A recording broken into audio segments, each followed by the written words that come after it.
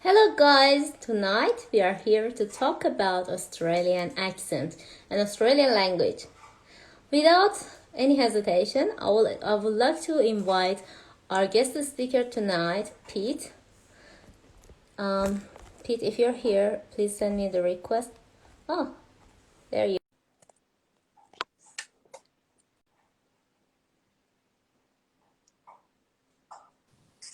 Hi, hello, how are you? I'm good. Let me line this up so that it's a bit better. So I feel like I'm in the Brady Bunch. Have you ever seen that?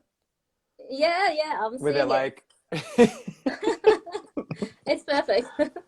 how are you going, Nadia? I'm good, thank you. How are you, Pete? I'm good. I'm good. It's Please. it's hot. Oh, it's getting better. Yeah. Whereabouts are you again? You're in Australia I'm right in now, right? Sydney, right? Yeah. Oh man. Okay. Yeah, Nice. how about you? Melbourne. Well, near Melbourne. Melbourne. It should be a little bit warmer, right? Oh, we're back. Oh, oh yeah, we're back. Yeah. So at the moment, it was about 30 degrees today, so it was just horrible. Oh, believe me, it's better than the cold weather. Yeah, well, that's it. My wife hates it though. She's always whinging, puts the air conditioning on, and you get used to it in the house. You're like, oh, it's about 18 degrees, and you walk outside, and it's just. I know.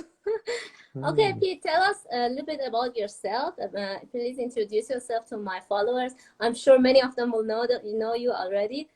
Um, but for those of them that they don't know you. No worries. Yeah, well, my name's Pete, and I'm the host of Aussie English, which is sort of a man. I didn't even know really how to describe it. A podcast, a YouTube channel, It's a Instagram, lot of platform. activity. Yeah. Yeah, but the main goal with it, I guess, is to help people like yourself who are um, migrating to Australia, studying in Australia, wanting to travel in Australia, and they're very keen to learn, Australia as a dialect of English because it's pretty unique in terms of the pronunciation and the amount of slang that we use, as I'm sure you've got lots of stories. Oh yeah. It's like a lot of surprise when you get here. Like, cheers? Why he said cheers to me? Did Like, you have you got best tar thing. yet? Yeah. Have people said that to you yet? Have they We're said not tar? drinking now. Yeah, yeah. So that yeah, they're good examples. But I remember, I guess my background is that I was studying science at university, and I started doing martial arts. So I was doing Oh, jujitsu and cage fighting, effectively, like the UFC. And I ended up meeting a lot of foreigners through doing that. So a lot of people from France and China and Japan and all over the place. And as an Australian, I always felt very sort of embarrassed that I didn't speak a foreign language fluently. Like I know you're from Iran, right? And I know that yeah. there are multiple dialects, there are multiple languages in Iran, right? So the average Iranian or Persian, I don't know which you Yeah. prefer, speaks Both of them is okay.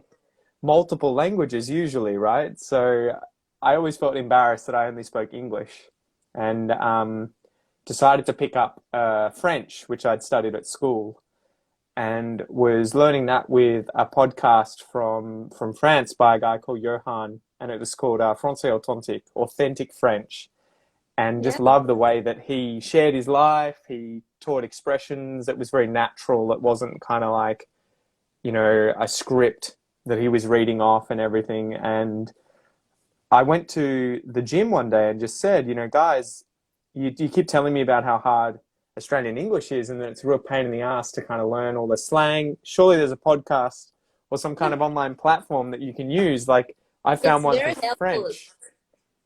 I'm one of your fans. I'm following you all the time. It's very helpful. I learn a lot. Yeah, well, man, it's a pleasure. It's an absolute pleasure. You're the kind of person that I was, wanting to help as much as possible. But that's how it ended up becoming what it was. It was just, how can I help people like in your situation when you first arrive and you're kind of like, anywhere I go searching for English material, lessons, podcast, content, it's all American English. It's all British English. And while that'll help you to communicate, it won't necessarily help you kind of learn the little bits and pieces that make you feel more at home once you're here, right? To sort of fit in a bit more. Yeah, that's true. Um, okay, Pete, I would like to do like let's do a game. Kind of Okay. we can you can tell us some Australian for example, slangs and paraphrases everything, and ask people who say in the comments what Yeah. do they think it means. All right, all right. I'll try and think of one. Okay, if I say that I'm going to the servo, where do you think I'm going? If I'm going to the servo, so Servo, I've servo, servo. Yeah, servo. exactly. Yeah, like Servo, you got it. see, I'm pronouncing the an Australian word in American accent That's the tricky and thing too, Persian. which we can come back to that afterwards. We can talk about the Australian R. But yeah, so Okay. does anyone know what the servo is if I'm going to the servo?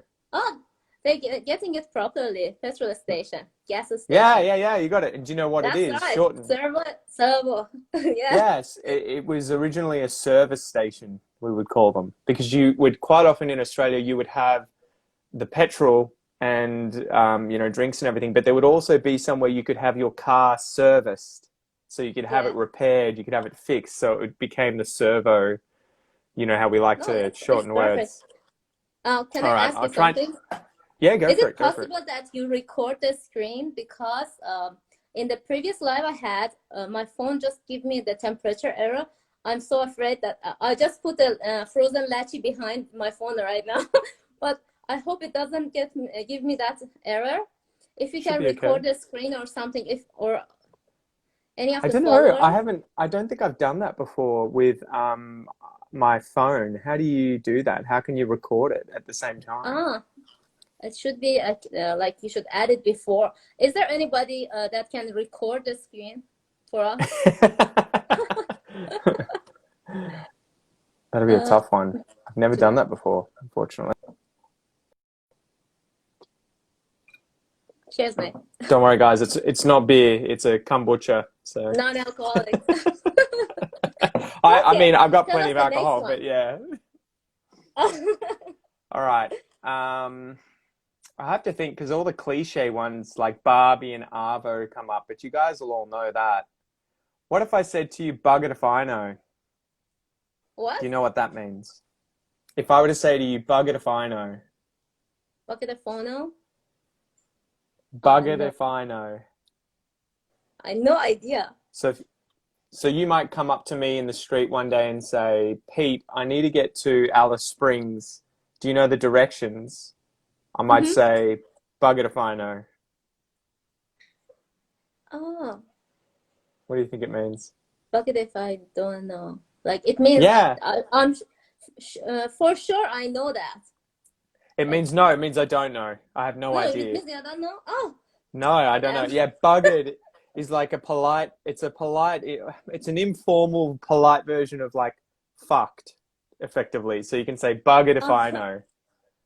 So all right. that's a common one that we'll use. Someone will ask me something and I'll just be like, oh man, buggered if I know. I've got Bucket no if I know. idea. I don't know. Buggered if I know. Yeah. Oh, that was interesting. It was new for me too. Yeah. Which Yeah, ones have you come across? Are there any slang terms that you learnt when you first got yeah. here For that you were example, sort the of like, arvo, arvo. yeah. This is the most recent thing I learned here. Arvo is evening, Yeah, you got it. Exactly. Well, and it's the afternoon, right? So it can be the yeah, evening. It can be as long as there's still sunlight.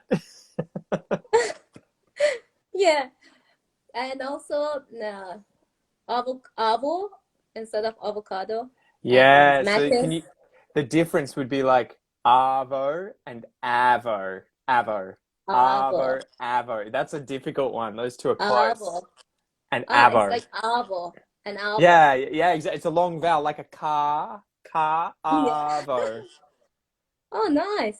Yeah. And also breaky, Brekkie. Yeah. Yeah. chucky Did instead of you chocolate. Did you get confused? Did anyone ever say to you, "Let's have tea"? And you were Tea. like the drink? Or Yeah. yeah, so we use that, but it What's means that? dinner. Dinner. Oh, tea. Yeah. How do you write it? Yeah. How you It's spell it? same it's spelled the same way, TEA. Oh my God, really? Yeah. That means Yeah. dinner. I think I'm not sure where it came from. I think it might be a British thing that we got from them, where I think they had there's some weird stuff that goes on with lunch and dinner where I think they can kind of uh they can kind of be switched. So people can say, I'm going to have dinner and they mean lunch. And then I know. It's like, tea can mean dinner, but I would say can that for you dinner. specify what meal? Like, Yeah, exactly. I'm going to what have you're some gonna tea. have? It's usually Yeah. context. Context normally helps though. Oh yeah, that exactly. And also, fairy floss. Sorry? Fairy floss. It's Ah, cotton yeah, candy. of course. But do you Yeah, get like that though? Do you get that for like floss, right? it's like floss. Yeah, it's like I'm telling it in a Persian as well. Pashmak. Yeah. Yeah, I never even realized that until now to think about it. That was what they're talking about, it being so yeah, thin that they can like do fairy that. floss. Yeah, Yeah. not so lovely, but Yeah, and far out. also, what else? Lollies instead Yeah, of lollies candy. instead of candy. Exactly. Though we can use them interchangeably. Everyone knows what candy is now because we see so much TV shows. So, What else do we have? Help me here. all right. What's another one? There's so many of them, but it's so hard to think. All right, boardies. If I said I'm going to put on my boardies, what do you think I'm talking about? My boardies. Boardies. I have no idea. Boardies. So I wear boardies when I go to the beach. It's slippers. No. So they're shorts, board Boardies. shorts. Oh, is it same clothes? Yeah, so I've got Huh? some on now. Like these are, if I can hold my leg up, these are board shorts that Boardies. you can go swimming in them. So they're waterproof, or I guess they dry really quickly, but we call them boardies. Oh, okay. So that's like shorts are boardies, not the swimwear itself. No, the shorts. Yeah, the shorts are And board also swimwear. shorts. Sorry, and swimmers, yeah, and togs. You can say togs Tops. too. Tops. What about if I It's said, what do you think the slang term would be for wetsuit? I have no idea. A wetty. Weddy. Oh, Yeah, wetty. makes sense. Like Exactly. So we everything do is that with all big. those sorts of words like sunnies, Yeah. sunglasses. Oh, yeah, right. That's correct. Some of them I Mm. don't even realize it because I learned some of the words here. So I feel like, oh, sunnies, it's sunnies. Yeah. Well, that's how Uh-huh. we feel about it. You don't realize that it's until you start getting into your teenage years and you're like, wait, other people don't use these words? Like I thought everyone used Yeah. these words. Yeah, so it's pretty funny like that. And it's funny how they use no worries here Hmm. instead of you're welcome or You it's can use okay. that, but it's more formal, right? It feels more formal. Like if I went to the bank and got money out of the bank from the bank teller, they might say to me afterwards, I say thank you. They say you're welcome instead of, Oh, yeah. oh, no worries. Yeah, they would say you're welcome. But Oh, that's interesting. yeah. How about the like pronunciations, all the accents, like Australian accent Well, specifically? we're a little bit different from places like the United States of America and Britain, where well, Britain's obviously thousands of years older than Australia in terms of the English that's spoken here. America's hundreds, probably 100, 200 years older as well in terms of how long the English was spent changing and adapting. And so in America, they have, like Britain, regions where they have regional accents. So, you'll have the Boston accent, the New York accent, the Californian accent, and in Oh, Britain, you'll have loads of the different ones, Scottish, Irish, and then within those countries and places, there's loads. In Australia, it's not really the same. There are little differences, but it's pretty homogenous. It's sort of all the same. And the differences in some Australia, places speak a little bit thicker accent, I assume, yeah, but it's the same. we'll have broader accents, so they're sort of Hmm. more nasal, where they do the whole like, yeah, how's it going? What's going on? They speak more up in the nose. Yeah. And that tends to be in rural areas away from the city. So Hmm. anywhere that you go into the sticks, we say there's another one for you. The sticks is like the bush away from civilization. Oh, So yeah, that's the interesting thing in Australia. The accent's kind of the same everywhere, but you'll have differences not necessarily from state to state, but more from city to country. oh, okay. And how is that accent? Like, because I know people in Iran mostly learn the English based on American accent. Yeah, So we tend to pronounce all the words and everything. yeah.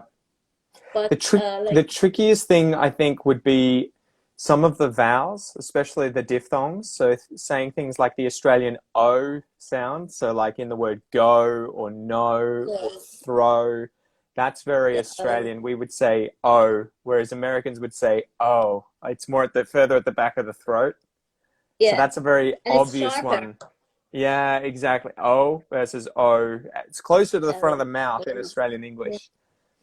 And then you'll hear with broader accents the diphthong, like in the word, the I vowel sound in the word, say, time.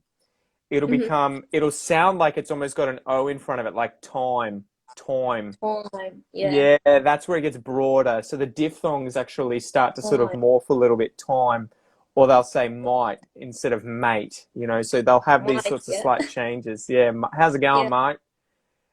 And then the Australian R is one of the most difficult things for foreigners Oh, to sort of get used to, is and there it's anything as Australian or like yeah, I don't yeah, think as in is is it like they don't sorry. pronounce it at all.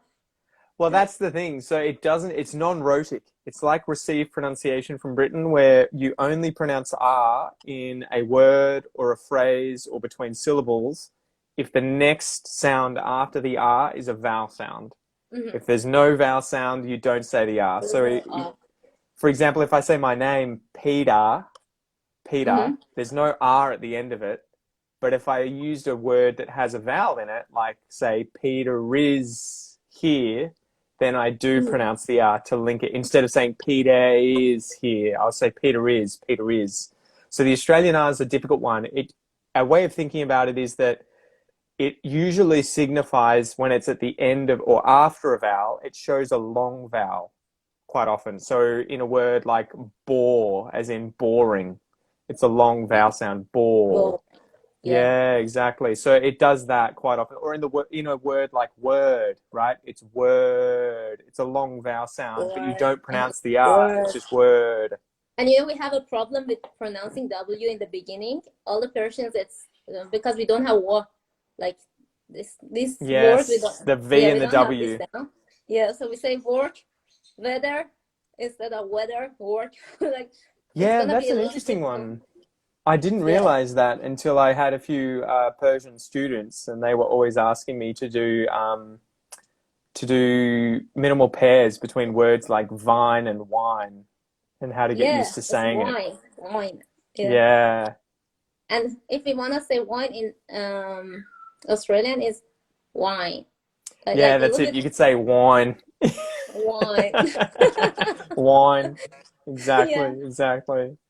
But Oh, that's really yeah, good. I would definitely say, don't shy away. Don't avoid learning the pronunciation that Australians tend to use, because I definitely love it when I hear people like yourself, saying words where you are actually using a bit of Australian twang. Even if you're not perfect, the fact that you've tried. Yeah, I'm And trying. Yeah. exactly, exactly. And that's the thing. If I was going to Iran, and wanted to learn Persian, I would be trying to at least dive in and be like, I want to sound like you guys. Like, clearly I'm not Iranian, but at the same time, I want to Yeah. try and show that I'm passionate, I'm interested, I'm going the extra mile, I'm trying hard. So don't be afraid to try and sound Australian if you're coming here and it's important. It's very important. Yeah. Like, you can mix up with the society as well, much better.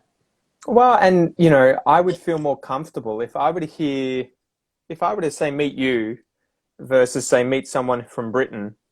Yeah. And I knew that as soon as I hear you, you say, "How's it going, mate? No worries."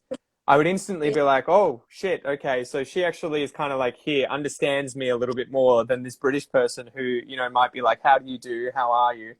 So Yeah. there is this, Exactly. That's there's a completely different. message that's sent when you use the kind of language. It's kind of like, Feel more "Oh, at home. yeah, exactly. You feel like you're at home. You're kind of like, okay, yeah, we're on the same team. We're in the same group, right? So definitely learn the slang and try and learn the accent. That's very interesting. Many of my followers are trying to do IELTS exam and PT. Uh, as far as I notice, you're teaching IELTS in your courses, right? I have some. I was thinking about it in the past, but to be honest, I'm not really an expert in terms of preparing for IELTS or PTE. So, I mean, I can give sort of overall advice, but Yeah, general English. yeah, exactly. But when it comes to preparing for those exams, the hardest part is that if I were to take the PTE or the IELTS exam tomorrow, I would probably not necessarily fail it, but I would probably get less than a perfect score because I don't know how to prepare for the exam, Yeah, how to pass the I exam. know what you know. Like the So, process of the exam is also important. It's not just English. hmm that's the biggest thing. It's just a pattern, right? You have to go and Yeah, try and learn the pattern about what they're actually after. And exactly. so, yeah, I was thinking about trying to help teach that sort of stuff, but then I was like, you know what? There are better people who are better qualified to help you with this because so much of it is just preparation. Yeah, that's true. And like, many of my followers asked about this, like how can we prepare ourselves from the listening point of view to understand Australian accent? I think you just have to do lots of it. So listen to as many different Australians as you can about as many different topics as you can. I mean, don't even I say to my followers quite often, it's all well and good for you to listen to my podcast, but if the most important thing for you is to understand a lot of different accents, whether they are, many different Australian accents or people from all over the world, you need to get that exposure from lots and lots and lots of different sources. So a thing I was doing with Portuguese, my wife's Brazilian, so we speak Portuguese at home. And the Oh, thing I was nice. doing to try and learn the different accents, I was watching a TV show that they had run by one of their news channels called Globo Rural, which is effectively it's the equivalent of saying Global like what? rural globe. Oh, Rural, Globo Rural. But the story, what I'm trying to get at, I guess, was that I liked that TV show because it showed um, farmers, and it would go to all different parts of Brazil and interview them and do news stories. So something like the equivalent in Australia would be Landline, which is a really yeah. good TV show where again they do news stories from all over the country, and they're interesting 5 minute long stories with usually many different little interviews with different people. So those kinds of TV shows are really, really good where you get to hear different accents, different, people with different educations, different ages, different countries, they're from all over the place. So that's the kind of thing. Get diversity, as much diversity as you can. Oh, excellent. Yeah, like it's always practice makes perfect. Like nothing is better than There's no practice. shortcut. Yeah, there's no Yeah, there's no shortcut either. shortcut. That's the hardest thing. You just have to put in the hours. Yeah, and I was like noticing the way that you pronounce farm. Also, it's one hmm of another thing like Yeah, farm, you farm. got it. Yeah, yeah, Yeah, farm. You got it. Well, it yeah. sounds like right? There's no ah. Yeah, Yeah. How did you learn exactly. Portuguese? Are you Portuguese or you learned it from your Uh, wife? I started with Duolingo back in Oh, probably that's very good. 2014, 15, just fiddling around. And then I think I would have been, I could sort of ask for directions. I wasn't fluent, but I could use a bit of the language when I met my wife. And then the funny story is we ended up moving to Canberra, the capital of Australia, because she got a job at the embassy, the Brazilian embassy there. And so when we were there, we were having to go and try and find somewhere to live. And Yeah. we tried to rent a bunch of different houses and ended up moving in with five Brazilians. Oh, And that's that very was the key helpful. thing. Yeah. Exactly. So the key thing there was that I ended up moving into this house with everyone was Brazilian except me. And I pretty much said, no more English, no more English at home. Like I need to prepare myself for when we have children one day. So I need to, get as much Portuguese as I Yeah, can. and also I noticed that you're talking only Portuguese with your son. Yeah, exactly. And then it's weird. I have to get on and I try and, do little stories and videos on Instagram, and I have to remember to use English. And I mean, he's picking up both. It's really interesting to see how he's still getting English from a lot of other sources, parents or other friends, his daycare, everything like that. So that's really interesting. But yeah, I have to switch to English when I'm doing Instagram Live. What do you suggest about it? Like, is it better to learn the mother tongue when children are born? Because many people, when they immigrate here, they have children, and like the mother tongue is completely different from English. Do you think it's better to speak mother tongue at home and then let them to learn it in society, or practice both of them at the same time? I think it What is depends the best? if you have a mixed family or not. So if say for example if you were married to an Australian, it's a bit Mhm. difficult. It's a bit difficult for you to just use Persian at home because unless he speaks Persian. Yeah. So in that case, I would do probably one parent, one language. Although if it were me, like in my case with my wife, I spent a few years and trying to learn as much Portuguese to prepare for. Okay, I want to encourage my kids to learn this language and Thumbs pick it up up. for it. That's much effort, Well, seriously. well, that's it. But like, I mean, if we were married, I would be, Yeah. and living in Australia, I would want Mhm. the children to speak, Persian Persian. and be able to meet your family and understand your culture and be able to go to Iran or anywhere Yeah. else that speaks Farsi or Persian and be able to communicate. And so you have to kind of dive in and try and support that as much as possible. And I'd met quite a few people married to Brazilians, especially men, and it seemed that when the men showed no interest in learning Portuguese, the children quite often were like, it's weird, it's embarrassing, we're not going to try. And so that's why it was sort of important to try and encourage, obviously, when Noah gets older, my son, he'll see me speaking Portuguese all the time and be like, it's not a weird thing. It's, I want Yeah, to do that's it. true.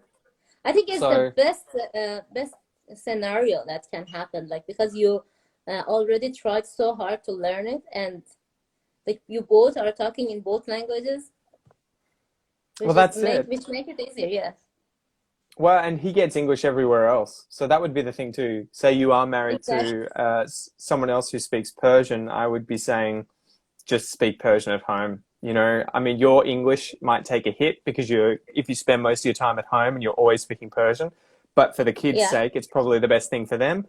But then also, obviously, whilst you should be trying to meet other Australians, I would say keep one foot on the other side of the fence where you also meet other Persian speakers, other Iranians, and you can get your kids to hang out and use that language and get the that culture and definitely everything help. as Yeah, well. that's Yeah, so true. it is it there's no perfect answer, but it's just I think you just have to think, how do I expose my child to this language as much as possible? How can I fit it in their day? You might even find daycares where they speak Persian or even primary schools or kindergartens and Yeah, so you can encourage it's them that way everywhere these too. days. Like it's easy to find that. Well, and there's so many Persians in Australia, you'll be fine, especially the big cities. Yeah, that's true. I get so many of you Some of my guys. followers are the fan of Noah. They say, "How's Noah?" Yeah, I know, it's crazy. It's weird to think that I think I try to share a lot of it of him, but have it be kind of ephemeral, where it's the stories, so they're not there forever. Because I worry that Yeah, yeah. he'll be one day like, "Ooh, you put all these videos up on me online, and they're I always going to be Yeah, there." So exactly. That's very important. The privacy of the children. That's exactly, but I true. have no problem, doing stories where they're up for 24 hours, and I love sharing my life and showing you guys, what it is like to be raising a kid bilingual and the kind of problems and successes that we have, but yeah, I think ultimately you just have to try and work out a way of exposing them to as much of both languages as you can, and trying to keep them level, especially at the beginning. So if you can try and keep as much, say, Persian or Portuguese as you are English, if not more, because English is going to happen later. But if you only have a little bit of time for Persian, you're probably going to have less success in the long term. That's true. And also, a question that they asked is about the difference between Australian accent and New Zealanders. That's a subtle English. one. So it's very similar. That would be like some of the American and Canadian differences where they're so subtle. Like if you were to go from some parts of, Oregon in northwestern United States to Vancouver in British Columbia in Canada, you might not be able to pick it, but there's a slight difference. The New Zealanders have different vowels, but the weird thing is that they tend to use the same vowels, but they use them in different situations. So they'll say an example would be, this is the sort of the classic example, the word sex and the word six. They kind of take those Yeah. two and reverse them. So you'll hear, Uh, instead of them saying the number six, they say They say sex. sex. Yeah, And I instead heard of that to too. I have, was like, okay, six. You mean six? Okay. yeah, exactly. So they have these kind of, I don't know how you would describe it. The vowels are a little more closed. So I, they use I quite a lot for the eh sound that we would use. Um, it's pretty similar though. It's mainly that vowel sound that I'll hear and I'll be like, ah, yeah, they're New Zealanders. They also tend to say the word we, as in like a little bit. They'll say We. a wee bit. And I think that's from Scotland originally. So we Oh, means little. And they'll say, oh, I just had a wee bit of beer or a wee bit to eat or something. Australians would never say someone that said ever. Kiwis instead of mate, they say bro, and that's true. I heard that Yeah, too. it's they do that quite a lot. Yeah, hey brew. And they'll say it sounds more like brew Bro. instead of bro. So they won't necessarily have Ah, that same bro. O sound. It's more like ooh. Yeah. So how's it going, brew? Ah. That's so complicated. Well, they and the interesting thing Instead with of New mate, Zealanders, we they should say have mate, and but yeah, instead of bro, bro. they have different slang words too. So if I were to say thongs in Australian English, you'd know what that is, right? Yeah, like They call slipper. them, yeah, yeah, No, yeah, there's flip slippers, flops, right? flip Yeah, flops. yeah, yeah. They would call them jandals. What? I don't know. And the other one is like a, you know, an ice box. Americans would call it an ice box. We call it an esky. They would call it a chili bun, which is a chili bin. But there's another vowel for you. Instead of saying in, they would say un, like chili bun instead of chili bin. Oh, that's interesting. Yeah, but we're pretty similar. I think that we're very culturally similar and the language is very similar. So New Zealand and Oh, Australian, it's very, very, very close. I have a very good question. I never understand that. Which one is correct? Aussie or Aussie? Australian? Australian? Australian. I think it's sort of arbitrary, right? It's kind of subjective Australia. because Americans always say Australian, Australian, and I would say Australian. I would use a schwa, that schwa Australian. vowel Yeah. sound at the start, so that it's the second syllable is where it's the stress is Australia, Australia, and you'll hear Australia. people say Straya, so they'll just get rid of the Australia. schwa and they Australia. just say Straya, Yeah. Straya. But yeah, Americans will often say this is weird too because Aussie, because the first syllable is now emphasized, we do say the vowel sound oh, Aussie, Yes. Aussie, Aussie, but you won't say Aussie. Ozy. And Americans also change it and they'll say like an Aussie. So they use a different vowel. Like it's almost like the vowel sound in the word hot, like an sort of Aussie. weird sound. So it's like Aussie. What? Not Yeah, Aussie, exactly. not Aussie, like Aussie, Yeah, right? Aussie. You got it. You got it exactly. Ah, Aussie, Aussie, Aussie. Aussie. Yeah. That's good. Yeah. That's interesting. So Australia, Australia, Australia. Do you have that I don't know how for to pronounce it. do you have that for Iranians? Do you guys have like a specific way if you were to say, "Oh, I'm an Aussie from Australia"? Do you guys have a similar kind of slang term Um, or way of describing that or saying it that's like, "Whoa, okay, they're from Iran." um, I don't know. Like, we have a lot of different accents and different um slangs from every part of Iran. It's Yeah. just not Farsi, plain Farsi and Persian that people Yeah. talk in the capital. It's like the main one, and we have different. But I cannot say main because the other languages, uh, versions of Persian as well are Hmm. very important too. Like they're huge. They're using like Kurdish, Turkish. We have it, but in a Yeah, Persian yeah. way as well. Like it's kind of a little bit complex. But that's very interesting because what from my understanding, Iranians tend to pronounce much more easier than, for example, Chinese and um, even Indians. I think we have more common, more vowel sounds and everything that make it easier to uh, adapt. Am I right? Is Yeah, it the same thing with your Persian students? I think so. You guys have, it seems like you guys have the same kind of intonation and a lot of the sounds cross over. Like the W and the V is one where it's obviously harder, and you guys don't have Yeah, that. it's the hardest one. I'm not sure. I think you guys have And also, we don't have like vowel sounds in the beginning. yeah. So we don't have students. We have students. Like we put one, So it's you like know, Spanish to some degree, like that with that kind of situation where instead of saying student, you'll say a student. yeah, Oh, a school. interesting. Like people tend to say a school instead of school. Yeah, well, I was doing the making my pronunciation course recently, and I didn't realize how weird English is in terms of those consonant clusters that start with a s sound. So you will have this like the word strength. It's like s ch r strength, strength. It's a very weird kind of consonant cluster that's not common, I don't think, in other languages to have this s sound at the start. Oh, I'm reading this the questions as well at the same Go time. for it. One of the people asked, "Hi Pete, I noticed Australian pronunciation mate is different from other English accents." Yeah, That's yeah, we talk about it. you And got one it. of You them got it. asked asked him he pronounced Persian name for example Mortaza. Mortaza. How do you Mortaza? So you say the re properly for Yeah, Mortaza I in wouldn't pronounce the Australian. R. That would be the thing, though. I would say like Mortaza. Yeah, Mortaza. yeah. Yeah.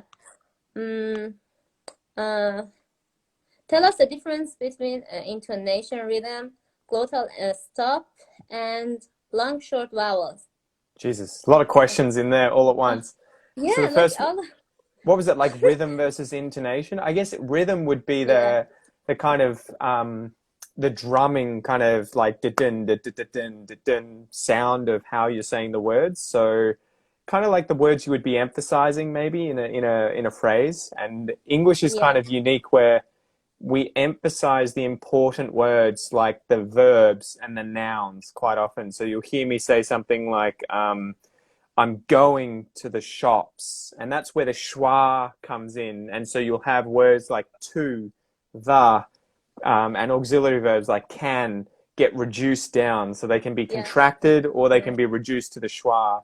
So that's rhythm. I guess intonation that's sort of tied in with intonation, but that can be more the pitch that you're using. So like if I'm asking a question, I might raise the intonation at the end of a sentence. And I know this is different. I think I've heard some Persian speakers quite often use intonation very differently for certain situations, right? Where you get very Yeah, sort of more it sounds like you're singing a bit differently, right?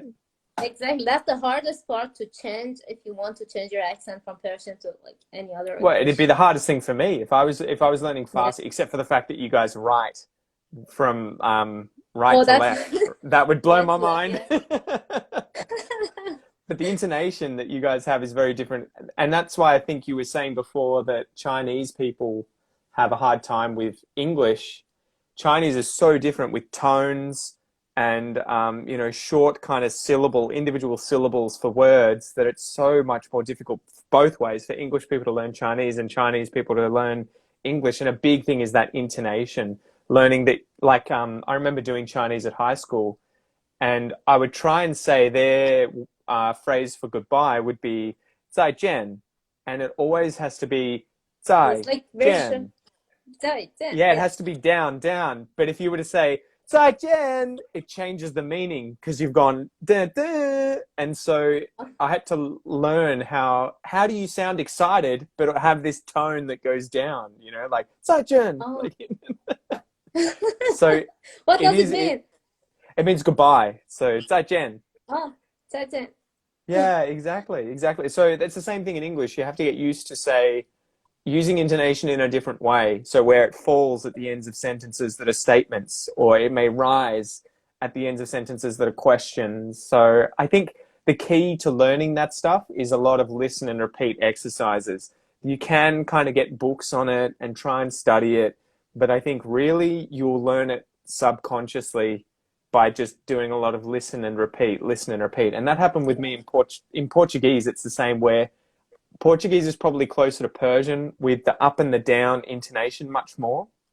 So what was one that I said the other day to Kel, and I was like, I would never do that in English like that, but I do it in Portuguese. Oh, it was something like I said, like, no, eu não acho isso, which means like, no, I don't think that. But it's really kind of emphasized. They would do this like, no, eu não acho isso. And so I only just Yeah, realized that I'd sort of learnt all of their intonation from all of the times that I'd been speaking with Kel. So it just comes with time. exactly. Another questions they ask is about what's the difference between Australian accent and British? We are pretty close to received pronunciation. So that's the sort of, I guess you would say, the dialect spoken around London in the south of Mhm. England. So the Queen would use probably higher received pronunciation, very but the average person that you would meet in London probably uses received pronunciation. Australia was settled, was colonized by people largely from that area of England, although there were other people from Scotland and Ireland and obviously, Persian people later on. But in that initial stage, we had a lot of people from that one area that spoke with received pronunciation, but pretty big influences from Scotland, other places in Britain, Ireland. And Yeah, so the accent ended up moving away from received pronunciation because you had the first generation parents of all of the second generation children who were born in Australia had all these different accents, and it was a very small, the colony would have been only a few thousands of people for the first tens of years when they were children. And what happened was the children who were the children of these first people to arrive in Australia ended up sounding more like one another instead of their parents. So they didn't copy, my that's dad's Scottish, so interesting. I have a Scottish accent. It was they kind of got averaged. They kind of averaged their accent out. So the diphthongs changed quite a bit from the received pronunciation ones. So if you check out my pronunciation course or you have a look at some of the online resources talking about Australian vowels, you'll notice the vowels are different slightly, but similar. And another example, a really good example, is that, say, received pronunciation from Britain is non-rhotic as well, so they don't pronounce the R unless there's a vowel sound after it. But instead of saying, say, my name Peter, they would say Peter. They would use the schwa sound instead of the sound that I use at the end of the word. Peter. They would say Peter. So It's there's those subtle differences that I hear. So I don't know if you guys have heard of English with Lucy on YouTube, the oh blonde yes, girl. Yeah, she yeah, has she's good. classic received pronunciation. And when I was speaking to her, she was like, "How are you, Peter?" And I was just like, "That's massively, yeah, obviously received pronunciation, Peter, Peter." It's So yeah, it's interesting. It's interesting, but it's very similar. It's very similar. that's interesting. That one of the questions is like, tell us about yourself, man. What do you want to know? Like, guys are like, I'm just getting tired of learning English. Like, let's talk about yourself. All right. Well, I can tell you something that I got into recently. So recently, I don't know if you've been following, but I got into whiskey. I don't know if you guys are. Oh, Do you guys like whiskey? I recently I started liking it. Yeah. So Yeah, I got my into it taste is because changing. yeah, it's good, man. So some of these, I mean, if I pull them out, this is an Australian whiskey, Overeem, Oh, and it is completely different from something like this Scottish whiskey, which is called Octomore. And so this one smells like fruit cake and fruits, dried fruits, caramel, I vanilla. love this one much This, better. yeah, This one is exactly. bitter, This one smells like barbecue and bacon and burnt meat and smoke. And so that more it's a really, harsh, masculine. I would say I more don't know. masculine. There are women that like it, but it's we would call it an acquired taste. I wouldn't Yeah. start with the black one. I'd start with the sweeter ones. But I got it. I fell in love with whiskey recently because I was doing a diet. I was trying to lose a bit of weight, and it was a keto diet. Do you know keto? Yeah, yeah. Oh my God, it's very difficult. How did you do that? It is. I'll get dizzy I when only I did it for a start few doing it. months. Yeah, so it's effectively a diet where there's no carbohydrates, very, very few Yeah. carbs, and I didn't feel your body full change. in the beginning. Like I Sorry? should have some rice or some bread to feel full. Yeah, It was so difficult. I was like, oh, as much as I it's eat, I hard. don't feel like I'm full. Yeah, well, it Tell gets us. better. It gets better. Once you push through it, it starts getting better, but it's very hard to avoid carbohydrates everywhere. You want to eat out, you want to go to restaurants, you want to drink, It's you want to everywhere. see people. It's hard. There's carbs is in everything. So you have to kind of bring your own food. But I was trying to find a drink because I wanted to, go to social occasions and everyone would have beer or, I don't know, whatever other drinks, but they would always have sugar. And so I tried whiskey because there's no sugar in whiskey and was like, oh, wow. And the world kind of opened up. I was like, oh my God, this is so complicated and interesting. And like there are niches. There's Australian whiskey, French whiskey. And then Yeah, it's I started big working thing. at a distillery. So that was good fun. In Iran, because we are Islamic Republic of Iran, it's forbidden to like drink it. It's like you cannot find it on the stores, and people just make it at home or buy it I from the heard black market. that's So brave. yeah, it's brave. It's like against law if someone gets you, and it's like big thing. I didn't know a lot about alcoholic drinks, and I'm just learning here because it's a part of the culture as well. And it's Did very you, interesting here's a how question. broad it is. Here's a, here's a question for you. What was it like Mhm. coming from Iran, where it's obviously a big taboo that you can't drink, you're not allowed to at least openly, coming to Australia and seeing it everywhere? And that obviously there are people who drink a lot and they're sort of extreme, but that, if you go to a normal party, people are drinking and it's kind of just not a big deal. It's not an issue. Was Instead that, of like black tea, Persian black tea that is everywhere in the parties, everywhere here, yeah, you was it just see weird? alcohol. Was it strange Yeah. for you? To be honest, I'm very flexible person, and I didn't feel like a lot of cultural shock when I came here in Hmm.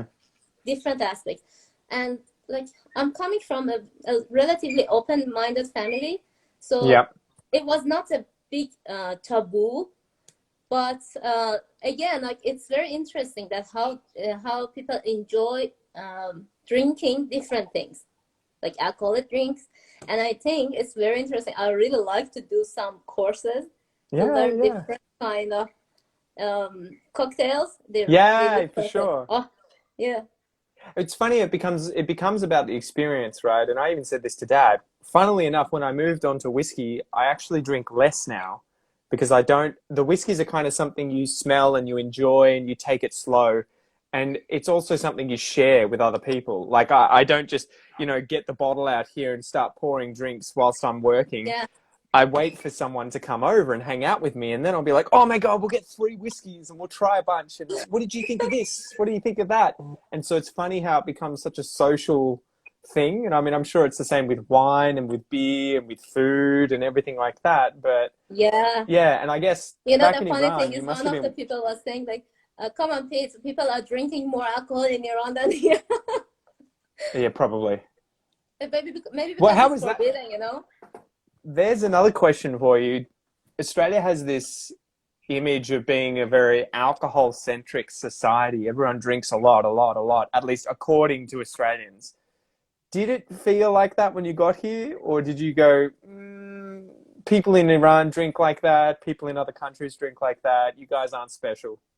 When I came here, I came and like I went to the university atmosphere, which people drink a lot, especially in Uh-huh. dormitory.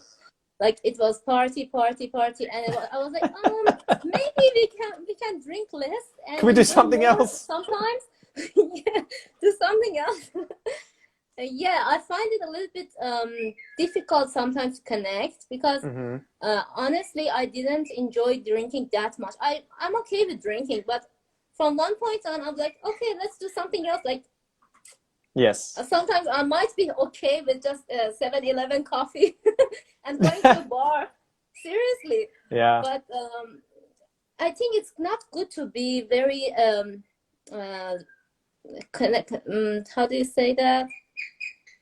You can only have fun if you drink alcohol. It's good to enjoy when you're drinking, but from one point on, it should be under control. Like you should know how to have fun even when there is no alcohol. Yes. Otherwise, it's gonna be something like addiction. Well, I never understood people who just drank to get wasted, to get drunk. I was always kind of Oh, like yeah, exactly. Me too. I get that it feels good, at least initially, but I never understood the whole, once you're drunk, it's like, that's not fun anymore. That's like horrible. That's where you wake up and you can't find your pants and you've got vomit on yourself. You're like, why would you Yeah, why voluntarily would you do do that? that? I mean, maybe once a year, you know, like, Yeah, but yeah, people, I used to have friends who would just do that every weekend, and you would just be like, man, this is, you could just take it easy and enjoy the process of hanging out with people. And, you know, it's not just bang, bang, bang, bang, bang. yeah, exactly. I don't like to lose my mind. Like Yeah. I like to be in the moment and like comprehend everything properly and enjoy it.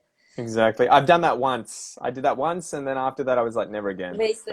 That was Yeah. it. I found the limit. I was like, I remember I didn't drink when I was younger. I only started drinking when I was maybe 23, and Did you I totally forget remember everything?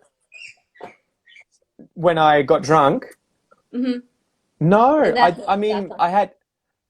I had little bits and pieces that I could remember, but I didn't have the complete, like, I don't remember anything for that entire night. It wasn't that kind of drunk, but it was drunk to the point where I couldn't, the world was spinning and I couldn't think Yeah. properly. So I couldn't have a conversation. I was like, I'm gonna lie down on the ground. Just leave me alone. Let me sober up.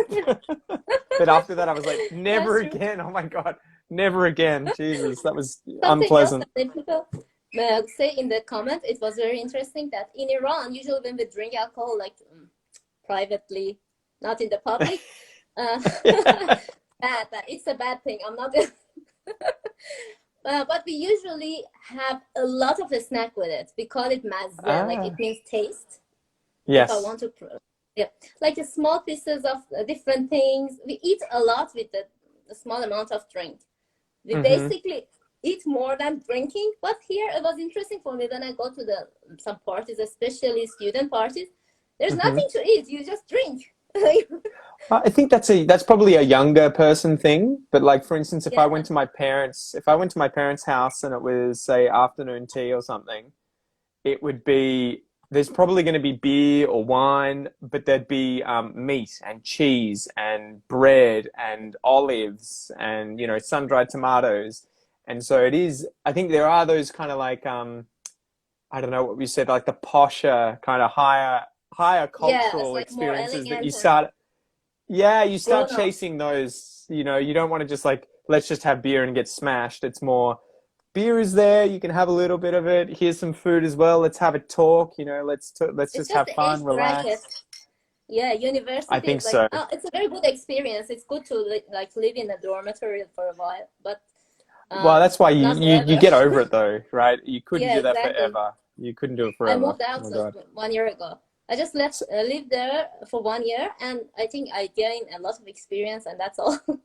man, I would totally suggest that. So, like, if you are coming to Australia and you're going to study at a university, jump in. If you want to meet other Yeah, Australians, get to know them, understand the culture. Obviously, you're going to see you can things make that a you lot don't. of friends. Yeah, but you may see things you don't like, you don't want to do, and obviously don't if you don't want to do them. But definitely dive in and have that experience, even if it's just a year, and then, you know, move on to bigger and better things afterwards. Yeah. Let's get back to the like English learning as well, because Go I for it. think that people are asking a lot of questions about that. Like they say, how can we like skimming? Like no, How do no, you sorry. skim read? The question was like, sorry, brainstorming. Brainstorming. In English Yeah, or in general? yeah, like because I think it's one of the methods that people usually use it for when they want to write an essay or something like that. Especially in Well, IELTS, I think it's mostly used more rather than PT. yeah, I think that would be the sort of thing. Check out videos on YouTube or blog posts, but the usual thing that I've done in the past is, you know, you literally create like the mind map, you know, where you have a piece Mm-hmm. of paper, you'll have the center, and then you just put as many ideas as you can around the center and then expand out. And when we were talking about tastes and things that we ate, I just Yeah. remember chips.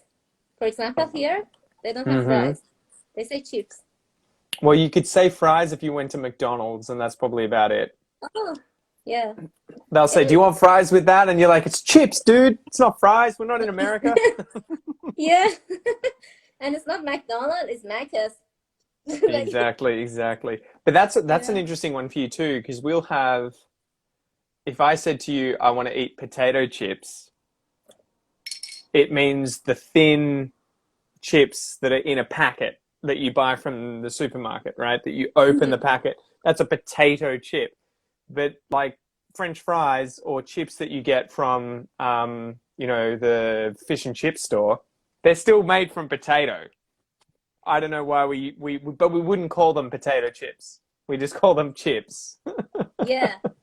And also veggies, like potato veggies also, think it's not that much common Oh, in. we have potato wedges every now and then, or you might have yeah, potato wedges at bars, at like pubs, the big ones that are Yeah. like, the big chunky ones. Yeah, they're good. Let's talk about the use of cheers. Yeah. In which occasions we can use cheers? Well, obviously if you're having a drink, and Yeah, the first one. so imagine you've come over and I said, Nadia, thank you so much for coming over. Cheers, like welcome. Yeah. I appreciate it. I'm showing my thankfulness, right? Hmm. But then I'll use it to just say thank you. So Yeah. if I buy something at the end of this chat, I might say to you, thanks for having me. Cheers. So we use Yeah. that as well to mean just thank you. So it's the same. Another one is tar, right? Have you heard that yet? Tar. Oh, Tough. tar. Yeah. Yeah, It's exactly. a little bit more informal, I think, than cheers. Yes. Just you're right. Yeah. Yeah, exactly. Tough. Well, I would probably use it mostly in informal situations. So if I was speaking with someone, if I was a lawyer or something, I probably wouldn't say cheers or tar. I would say thank you, or Hmm. yeah, probably thanks So would be tough about is like as thank you, or it's like yeah, it's exactly the same thing. I tough. think I think it comes from Nordic languages because if you were to speak Swedish or Norwegian or Icelandic, I think their version of thanks is tak. So I have, which is TAK. So I don't know if it's taken from that and we're using tar Mm. as a similar way of saying thank you in Nordic languages. I'm not sure. Yeah. It's like as you said, it's because of that generations and coming from all over the world. It definitely have some mixture here. Um, Let me see in questions. Go for it. Um, is there any difference between accents inside Australia? We talked about it, like Tasmania. I think, yeah, I don't think you would find much of a difference. Like if you were to talk to a Tasmanian, I don't think you would ever, I would never be able to tell you, oh, this person's from Tasmania. Mm, 100%. Like definitely. There's very few. There's maybe one little area outside of Adelaide in South Australia where they have a very unique accent, and it's even just one or two sounds that they'll say, and you're like, oh, okay, you're from that area. But usually it's very difficult to pin down where people are from based on their pronunciation in Australia. You might be able to say, oh, this guy's a farmer, 100%. Like he's from the rural communities, he speaks with a broad accent. But then mhm. again, he may live in the city. You never know. So that's the hard thing. You can't really just hear someone speak with an Australian accent and be like, this is where they're from. They're from this state, this town, this city. It's very difficult. And one person asked, how about yay for measurement unit? I don't know about it. What's that? Ah, yay Yay? big.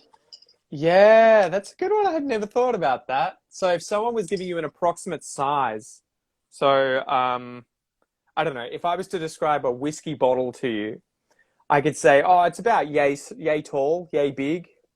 So usually when you're saying the size, you can say yay to mean like approximately. That's a really good one. I had never Yeah. thought of that. Oh, yay top, yay big. So Oh, I didn't know that. we went fishing the other day. What did you catch? How big was the fish? Oh, about yay big. Yeah, about that. About yay big. Yay long, yay wide.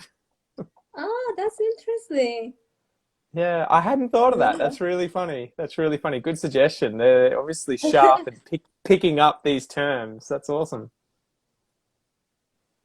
And they say, I'm trying to catch the questions. Is there any Aussie dictionary with a pronunciation and example sentences? I don't Sentences, know. for I example, like it one could. sentence. I would say the Macquarie English Dictionary. That'll be the one. The Macquarie English Dictionary. It's an Australian dictionary. It'll have, University. yeah, exactly. Yeah, it's named after Macquarie, who is, I don't know if I've got his book They here have a lot of somewhere. Macquarie used in street names, university, bank, Let me dictionary. see. Who was It, Macquarie? I don't know. he was one of the governors of Sydney. I think he was number, I'm trying to find the book because I've got it sitting here somewhere, but I don't know where it is. And Can't also find the for book. book, we say the book is sitting here somewhere, sitting here. Yeah, exactly. It's on one of the shelves here. But Macquarie was one of the most famous Sydney governors. So effectively like a prime minister of Australia when it was still a colony. So I think it would have been the 1820s when he was the governor.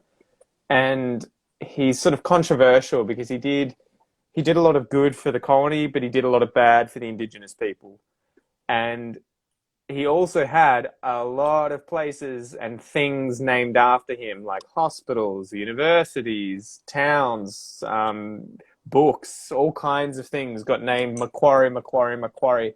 So, yeah, you'll see that everywhere when you come to Australia, or like it'll pop up, you know, Port Yeah, Macquarie, Macquarie River, Macquarie Mountain, Macquarie Dictionary, yeah, so it'll be everywhere. they have kind of similar things as well. Like we have a person who was murdered, very famous person in the war, Hemmat. So we have Shahid Hemmat, like we have Hemmat name on the streets, like something like this. Yeah, yeah. Mm. It's funny how that happens. I think most Australians probably wouldn't even know. They That's good. wouldn't It's a think. way of respecting that person. Like, Well, it's probably overkill, right? It's a bit too much with Macquarie because yeah, it's just everywhere. So you don't need it. You like give him one thing. You can have one river or mountain. Everything else is just too much. You know, Jesus, don't get greedy. I don't want to make it tired, Peter, but for the last question, tell us Go for it. about culture in Australia, nightlife, and how do people greet, and tell us whatever you think it's more old I in think one Australia. of the biggest differences with Australian culture compared to a lot of other places is that we're pretty trusting and open and friendly, very informal. That is So true. I felt it. one of the things I try and tell my students is to get used to informality because Australians feel relatively uncomfortable if you're very formal with them, especially in informal situations. Like if I went to a party and someone came up to me and said, "How do you do, Peter? You know, it's a pleasure to meet you." I would just be like, "Jesus, Yeah. man, like this is who are you, the Queen?" Like he, like, you know. So you'll see things like our Prime Minister on TV. You know, you'll see him at the footy drinking a beer, and he'll address, you know, the reporters when he's talking to the media. "G'day, guys, how's it going?" So Yeah. Australians are very informal and very friendly like that. We're a little bit, I guess, crass as well. So you may hear Australians swear a little more than, say, Americans or British people. We make fun of one another quite a lot. That's one thing that Americans kind of hate about Australia is that they don't understand our sense of humor and the amount of poking fun at each other that we do. And we Hmm. kind of do it in a way to show that we like you. So it's one of those things where, like, if you and I were working together, I might make fun of you, make jokes about you, but I'm doing it not because I don't like you. I'm doing it because I Which means like you. we are being friendly. Yeah. Yeah, it's a way that we show affection, and it's hard to kind of learn until you get here. But if I didn't like someone, I wouldn't make fun of them. I just wouldn't talk to them. So if I'm making fun of you, generally, obviously there are times when it goes too far and people are horrible. But I think generally when that happens, don't assume the person's trying to be horrible to you, especially if it's a relatively minor thing. Think, oh, okay, they're trying to be friendly, especially if they're Yeah. Australian, obviously, and you know, just give it Take back. it as a You good know, thing. yeah, exactly. Make fun of them in return. So it's definitely it's an interesting culture. Getting used to the slang as well. Just dive in, I think, and you know, if in doubt, just ask people for clarification. You know, I'm sure if you were working somewhere and there's someone who's making fun of you, ask someone else, you know, like, "I don't understand why he's doing this." And they'll probably say, "Oh, it's because he likes you. He's trying to, you're part of the crowd now. You're part of the group. So get used to it." But that's very good. Actually, it make it like ice breaking process a little bit faster. Exactly. I'm sure you probably experienced it in the dormitory when you first Yeah. went in there. that people make fun of one another. I mean, and there are going to be situations where it probably goes too far and people are being nasty, like anywhere. But you know, by and large, I think most of the time people are just trying to, you know, become friends as a result. Yeah. Thank you so much, Peter. It was very Yeah, my lovely pleasure. to have you here tonight. I really enjoyed. I didn't feel like the time is passing by. Now it's 10 already. I know. Well, that's always the good sign that you've had a good conversation, right? Where the time flies. Yeah. About the time also, I have a question for myself. Like, I have an Irish client. I'm working with her, and when she wanted to say the time, for example, 10:30, she said 9:30. Oh, we Is it wouldn't do that. common No, in Australia? It's like, okay. no. So it's just like, We would understand. We'd understand, but we wouldn't use that. We would say 10:30 or 10:30. yeah. All right. Okay. Thank you so much. It was lovely to talk to you. Any final words? No, just thank you so much, Nadia, for having me on. And yeah, if you guys are interested in Australian English, just go and check out aussieenglish.com.au. You'll find me on YouTube, social media, everything else like that. So Exactly. And we have a yeah, very good news for you. Like, I'm going to give you some discount code that Peter give us as a present for my followers. exactly. If you guys are You can use interested it and like in any improve of the your English. courses, any of the podcast stuff, any of it, you'll get 5% off. So go check it out. Yeah, I'll let you know in the stories after this live video. Yeah, Thank you awesome. so much. Have a lovely night. Cheers, mate. My pleasure. Cheers. Cheers.